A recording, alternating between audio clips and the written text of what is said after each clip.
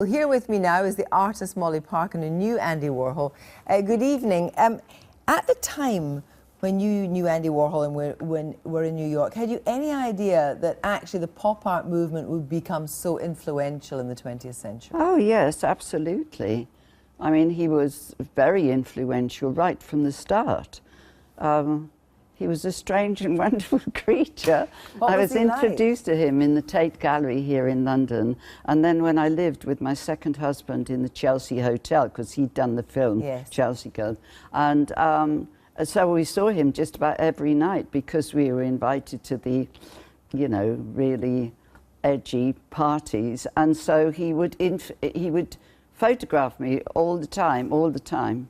Do you have any photographs that you made of him? No, he never gave me a single photograph. There must be somewhere. And he was strange. It was only because I was reading about him recently that I was given to understand that he was a virgin the whole of his life. People thought he was gay, but that he'd never had sex. Well, and that could explain how he was, very white-faced, and I couldn't ever quite connect with him. I was going to ask you about that. Do you think that he was very much a watcher, an observer, rather? Absolutely. I hardly ever had a conversation. Well, I don't think I had a conversation. He would just stare at me from top to bottom. Mind, a lot of people were doing that in New York, you know. I'm glad to see it. I'm glad to hear that. But were you conscious of him clicking all the time? Yes, he would rush up to me as soon as I arrived at the party.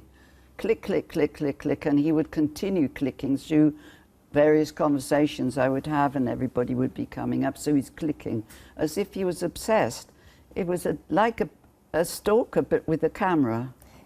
And do you think that he had a lot of people round him that were quite acolytes, or did he stand distant from them all?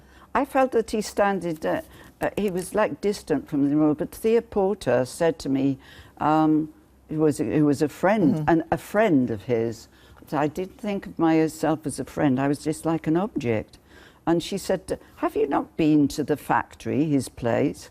I wasn't drawn to go there because I wasn't so much into drugs and stuff like that. Do you know what I mean? I really liked it in the bars and the parties for the alcohol.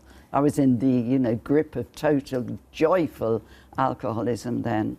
And I never saw any, he was not under the influence of anything except the art, which, you know, he's as influential as every single Van Gogh or I was going to ask you, do you think that his influences as much as that actually... Oh yes, absolutely. You know, in a modern kind of way. I mean, his work was sublime, you know, to think of doing those soup cans and everything. But then, you know, Turner did that lovely, amazing painting with just of a steam train. Do you see what I mean? And they were coming from the same place. He was an extraordinary artist. Next week there's going to be a whole week of pop art on the BBC. And do you think people realise the extent of the influence of pop art? Well, I'm already myself doing stuff, you know, with acid colours, and I even put one up on Facebook which said, after Warhol, only a week ago. I can't believe then that you asked me to come here. And then I put 4 of them together in this acid colour. And I'm an oil painter, you know. I'm having an exhibition in Swansea soon, next month, and they're all of my oil paintings, traditional, you know, influenced by Turner, of oils on canvas, but now I've gone on paper.